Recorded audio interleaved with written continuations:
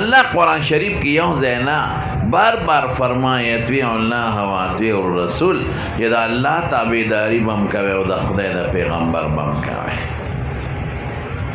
او فرمائے وَلَكُمْ فِي رَسُولِ اللَّهِ أُسْوَةٌ حَسَنَةٌ لِمَنْ كَانَ يَرْجُو اللَّهَ وَالْيَوْمَ الْآخِرَ چھے الآخر چھے اگا سوک خدای مانی خیرت مانی نو دا غدا پارا رسول اللہ مبارک یو نمونہ دا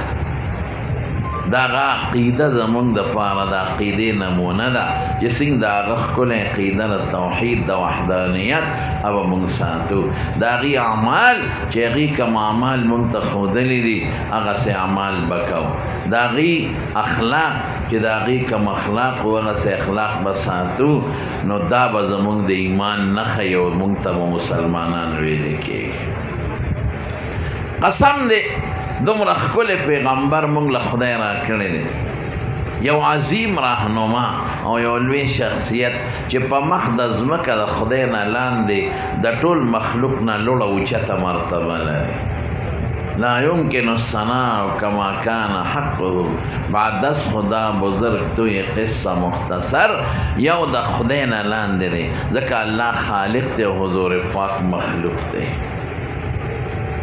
دا خدای نه لاندې دی خدای رازق دی حضور پاک رازق نه دی خدای شافی دی جوړونکی دی حضور پاک دا صفتونه نه لري نو دا خدای نه لاندې شو دا الله په مخلوق کې د لوړ درجې خاوند دی قسم دی دومره لوړ په موږ د خدای غټ احسان دی چې موږ له خدای داسې خشتا او عظیمتر پیغمبر را کړی دی ټول وایي الحمدلله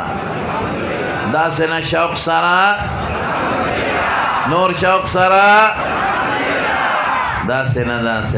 غرمه ډوډۍ خوړلې ده که نه نو چې چا ډوډۍ د غرمې خوړلي نو په شوق ووایه الحمدلله ماشاءالله په دې الله خوشحالېږي د خدای په حمد الله خوشحالېږي او الله فرمایي لئن شکرتم لازیدنکم وایي که تاسو زما شکر ادا کې نعمت به نورم زیات کم نو بل پیغمبر خو نه راځي خو د دې پیغمبر خوی به خدای زمونږ خپل کی او د پیغمبر مبارک تابعداري به الله زمونږ نصیبه کی ټول شوق سره وایي الحمدلله ماشاءالله داسې پیغمبر خدای مونږ له راکړی دی د ټول د هر پیغمبر په مخ د ځمکه د هدایت رڼا ده او د هدایت ستوری دی ګورئ د یو پیغمبر پس خدا به نه وایي چې هغه پیغمبر داسې نه هر پیغمبر د خدای برګزیده او د خدای مقدس شخصیت د امت د هدایت دپاره دی ورفع بعضهم فوق بعض درجات خدای بعضو له په بعضو درجې ورکړې ده حضور پاک لوړه درجه ده حدیث پاک کے راضی رسول اللہ مبارک فرمائیں وی دا قیامت پرد چه ټول خلق عاجزان شي او دا اللہ مخ کے سو غگ نشی کولے انا خطیبهم نو خطیب بزیم دا اللہ مخ کے با تقریر زکم سفارش پا دا خدای پا دربار کے زکم او بیا فرمائی لواء الحمد بید یوم القیامہ زما پلاس کے بدا قیامت پرد دا اللہ دا حمد جنڈائی او بیا فرمائی الانبیاء آدم فمن سواہ تحت لواء یوم القیامہ قیام آدم علیہ السلام نونیسا عیسیٰ علیہ السلام پورے یو لک سلیری ذرا پیغمبران دا قیامت پرز بزما دا جلی جنڈے لاندے ولرلی تولو الحمدللہ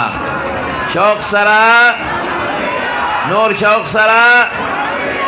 لا سچت کے شوق سرا نور شوق سرا رسول اللہ مبارک فرمائی انا اول من تشق منه الارض لنبے بد ازمک نظر و زمان قیامت پر ازمک چی سریش لنبے بدن و زمان انا اول شافعین دا ټولو نمخ کے سفارش بزکوما انا اول مشفعین دا ټولو نمخ کے چی شفاعت قبلیگی زمان با قبلیگی او بیا با دا خپل امت سر جنت تروان شما نو چې ورسېږم نو د جنت دروازه به وټکومه نو د دننه به ما ته آواز راشي څوک نو زه به ځان یاد کړم نو حدیث کې یو ټکی راځي رونو دا واورئ ما د جنت اکڑے با اٹکم آواز براشی سوکے زبوے محمد و امته محمد دی امت ورسر دے و الحمدللہ صلی اللہ علیہ وسلم یوزل بوے صلی اللہ علیہ وسلم نو دا دن باوازو شی بکا امرتو ستا متعلق ما تا حکم شوی دے چی دے راشی دا جنت دروازہ با کلاوے دا دن مخ کے بچا تا دروازہ نکلاوے نو حضور پاک امت بطول دا جنت پا دروازہ وردن نشی بیاو الحمدللہ دا سے عظیم تر پیغمبر خدای را کرے